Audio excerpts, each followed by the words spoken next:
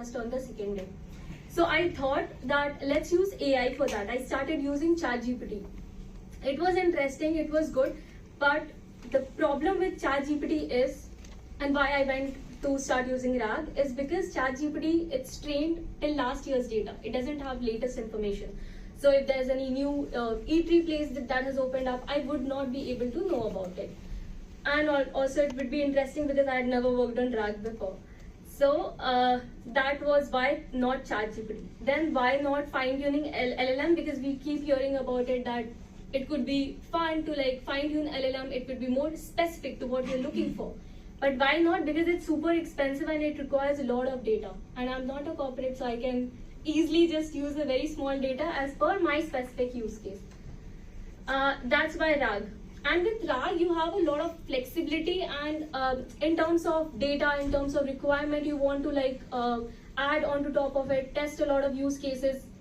As for example, in my current project, I have limited my scope only to London because I just started with it, so I didn't want to like pull all the data from all over the world into it. So this is, one of the examples where you can be really creative with RAG models. So now coming into the scope of the data, I have used currently 2 APIs to get the data, Google Places and Directions API. I have kept it static, means that I have not connected it with my final solution, so it won't hit the API every single time. I've created the data and kept it in BigQuery. Categories I've covered, I have mentioned here. Categories as in like, what are the things I want the data to have, like historical sites, museums, parks, etc., from London. So these are some essential information about the data that I'm using. And I said it's London only. For now, I'll increase it in future. Now, just quickly sharing the data sample with you, how does it look like? So as I said, the places look something like this. It has name, for example, name of a restaurant, what's the address, rating, user rating, a bit of description, approximate cost if it's available in the API, and what sort of people it could be suitable for. This information so that, when we generate a trip itinerary, like for example in London, so it would be able to fetch this data for better context and better context, yeah. And the other one is direction. So this API I use because I wanted in my itinerary, like if I'm showing that I want to go from, let's say, London Bridge to Canning Town, then I would also want to fetch exact distance, duration, etc. Then the RAG solution. So this is a screenshot of my final solution that I'll be showing. So what is covered in my final solution, the features. So on your left, you can see the trip preferences that I'll give as a user input.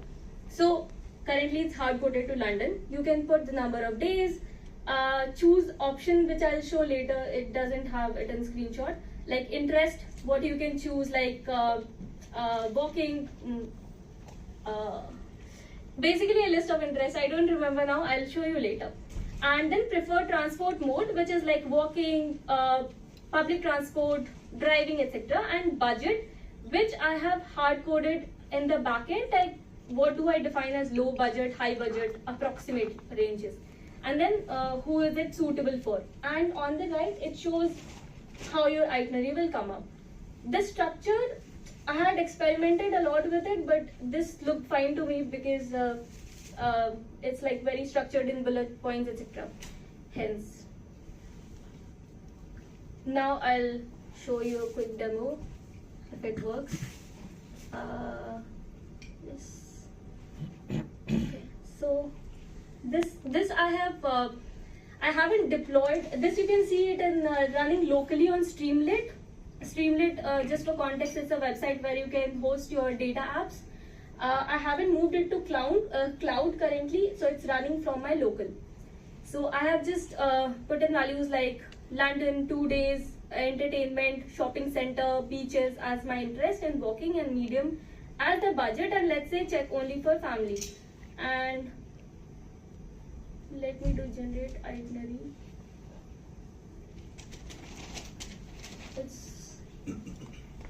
Give me a second.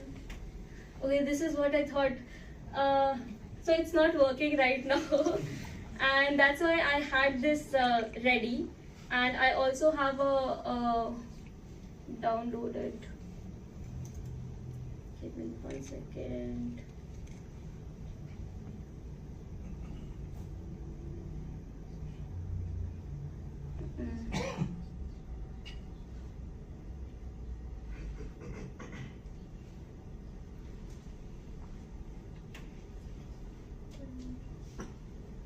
Wow, I've lost it. Really sorry, guys. This is what happens when you work on like multiple things, but it's okay, no worries. I have it at another place.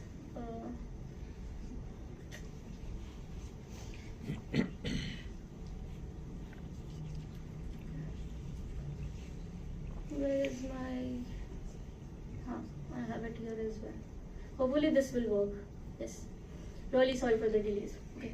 So this is just a video demo that I went and I put in all my options, and I chose the interest.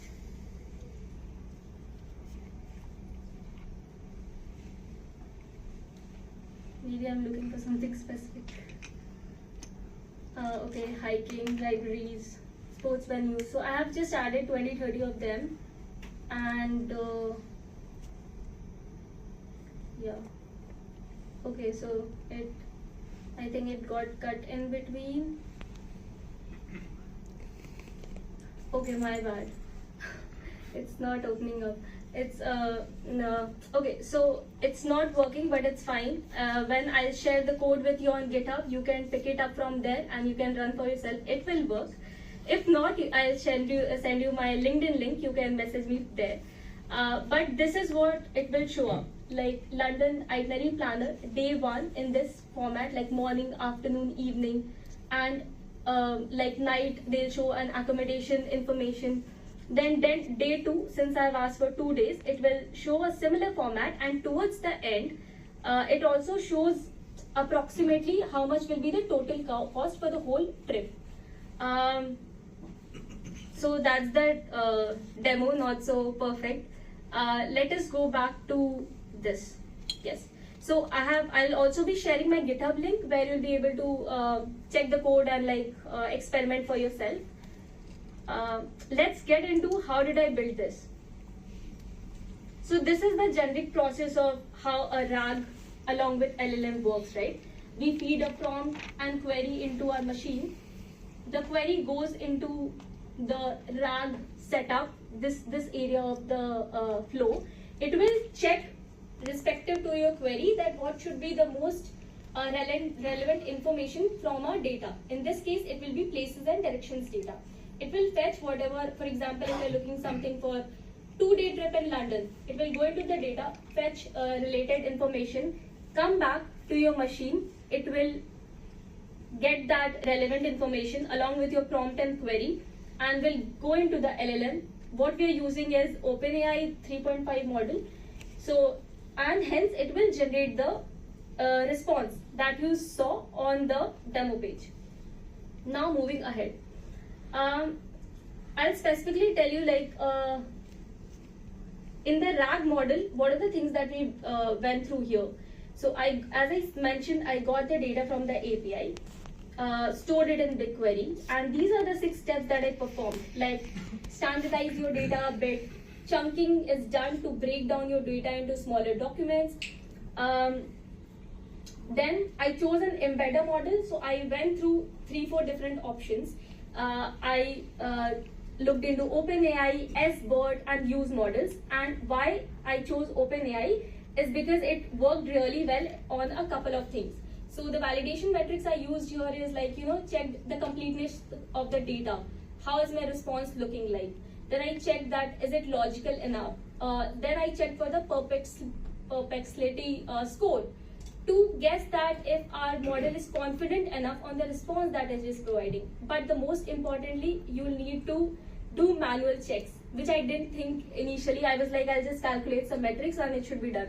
But no, especially because this is text data, and we don't understand how, like if you don't understand how RAG is working end to end, I would highly recommend that include a manual validation process along with the calculated metrics. So that's what I have done across every step. And then we went into indexer. So I used I used FAISS indexer for this.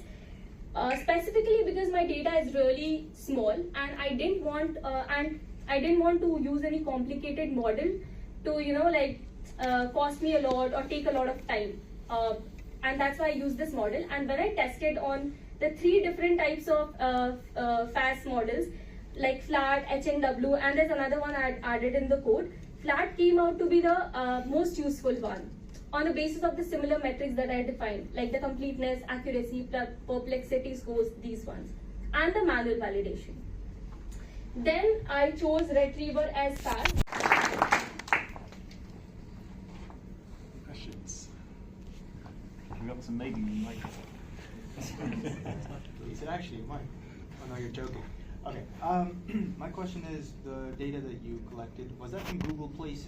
Yes. Okay. Places and directions API. Okay. Yeah. I was just curious about it. That's all. Thank you.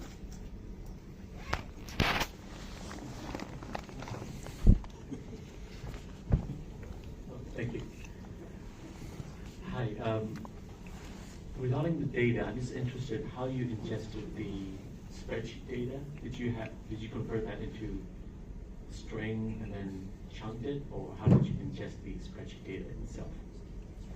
So do you mean get the data from API, or are you talking about how did I get it into the model chunking step? Like which one are you referring to? Yeah, into the model. Into the model. So I got it from the API into the BigQuery stored at tables, and then I used it as a data frame.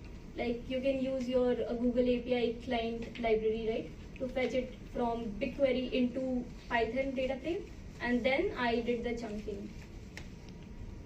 Okay. I've added the code for that as well on the GitHub link. So there's a specific script saying generating data for RAG. So you can refer that. It has the codes.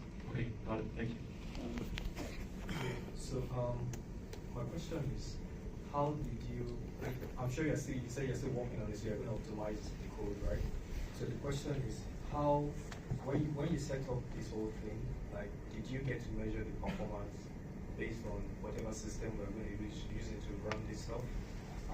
Maybe the timing of how those queries will run. Did you measure those things before finishing the code or something? Yes, if I understand you correctly, I have checked, this step that I was talking about. So here, when I'm like choosing, for example, I'm choosing an embedder. I'm running my code on the embedder. I feed a query into it and I calculate 4-5 things to test if my response is complete or not. In that, I also check for latency to see like how fast I'm getting the response. So that is also a comparison point across different segments of like embedder or indexer. So I'm doing it before I finish my product. Was that your question? Yeah, more like it. Okay. Thank you. This is really strange. Apologies if I missed this and you've covered it already. You can't. You can't hold this naturally. How are you handling? I built a really similar RAG demo for a travel company around relocation in the scenario where hotels fail or cancel on people last second. And one of the challenges was managing actual real-world kind of geographical data, and it looks like you've kind of covered that here. Are you doing that for every single step of the itinerary, like analysing travel time between different locations? How exactly are you handling that? Because you had that input data set with travel times. Are you performing those API calls with each iterative step? So do you mean how am I calculating the distance or between 2 points? So if you're saying, okay, we'll start our itinerary at the V&A Museum, for example, like the example on the screen, if you're are you then searching for other itinerary points within a certain travel time with each step of the itinerary. So for example, we're going to the V&A and we know that there's a cafe within a 5-minute walk or a 10-minute tube journey or something, so it will be prioritized in the itinerary builder model to select things which are easily kind of geographically accessible from first step. Currently, no. I haven't added that sort of prioritization, but it's a very interesting point to have. It's a difficult one to solve as well. Yeah. I get it, yeah. But no, I haven't added it right now. Thank you.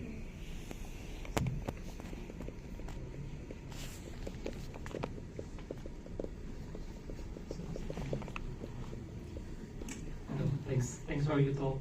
I was curious to know, in terms of cost, did you choose only London because it was so many places and data, and that it was a bit costly in terms of RAG embeddings, or it was just another issue where you just wanted to test London? But I was curious to know what were the cost aspect of the process. Thank you.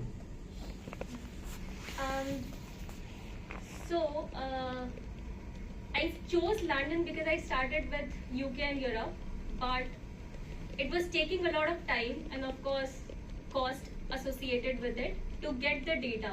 And that's why I thought that, I'll cut down the data, start with a limited scope, London, test out how my whole solution is working out. And then I can obviously, every time I can scale up to, like a larger database, right?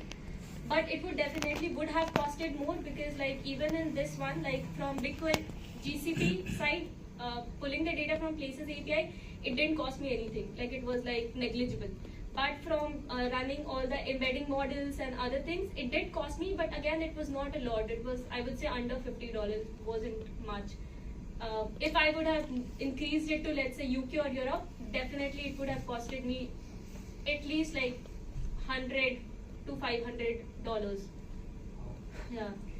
Because data side, it's not a lot, but yeah, because every time you iterate and test a model, right, you are running those tokens and it's costing you something. Yeah. But there's a calculator on, like, I had a link on API, you would know already. So you can like check how much is it costing for you before you start. Gives a really good idea. Thank you. I was just wondering if you could clarify, manual validation means just checking the output yourself? Or Yes. Is there any alternatives that you might have considered? Honestly, I haven't figured out yet. It's a pretty new project that I'm working on, so I'm also figuring out. So if you have any suggestions, I would love to talk to you after the session. But yeah, manual validation is like looking at the data to understand between across responses how it seems. Along with the calculated metrics, it gives you a good idea. So yeah, each time you get an answer, Yeah. you compare it to the previous answer. Yeah. And also I filter it down. Like for example, let's say I'm checking for 10 different combinations.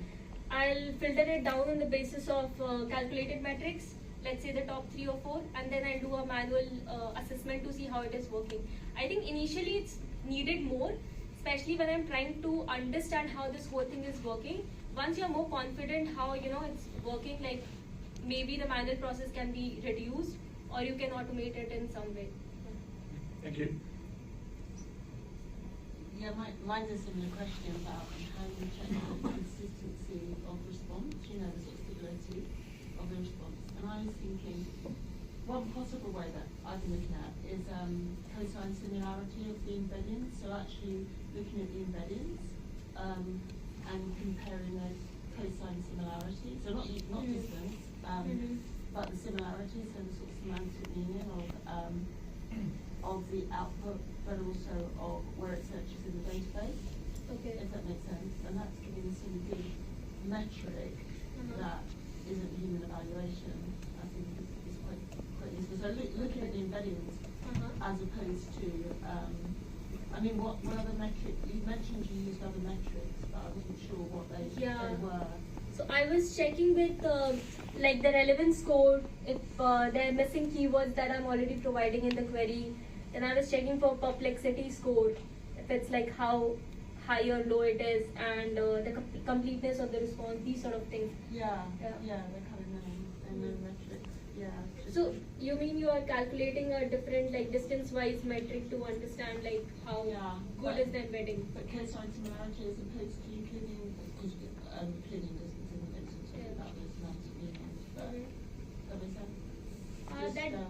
That does make sense, but yeah, that does make sense. But probably like for this data, I'm not sure because like I'll have to check and see if it's working, if it's giving me the response that I'm expecting. Plus, it's also because you're taking the data from an API, it's Uh-huh. tricky to remember.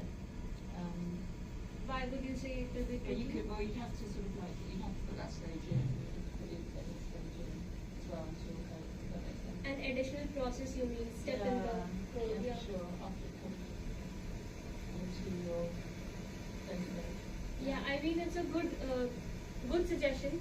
Probably I can like include it in the process and see if it's giving me a better response. But that's a good suggestion. Thank you.